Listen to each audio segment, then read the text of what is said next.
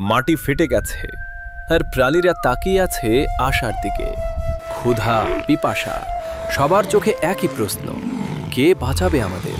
মৃত মাটির মাঝে তোতা খুঁজে পেল শেষ এক ফোঁটা আশা, একটা বীজ। নিজের শক্তি ভুলে তোতা পাড়ি দিল দূরের পাহাড়ের দিকে, শুধু এক ফোঁটা জলের জন্য। শেষমেশ সে পেল এক ছোট্ট শিশির বিন্দু। এই ফোঁটাই বাঁচাতে পারবে সবাইকে। তোতার আনা সেই প্রথম ফোঁটায় বীজটা একটু নড়ল, যেন বলল, আমি বাঁচব। দিনের পর দিন শরীর ভেঙে গেলেও তোতা থামেনি। আশা ধীরে ধীরে সবুজ হচ্ছিল। শেষ শক্তিটুকু দিয়ে মুখে ফোঁটা ধরে হামাগুড়ি দিয়ে এগিয়ে এলো সে। আর সেই শেষ ফোঁটা পড়তেই আকাশ ভেঙে বৃষ্টি নামল। প্রকৃতি আবার জেগে উঠল। পরদিন মাঠে জন্ম নিল ছোট ছোট ঘাস। প্রাণীরা ফিরে পেল বাঁচার শক্তি। জীবনের রিস্ক নিয়ে যে তোতা সবুজ পিড়ালো, বন্ধুরা তার জন্য কি একটা লাইক, কমেন্ট আর সাবস্ক্রাইব করবে না?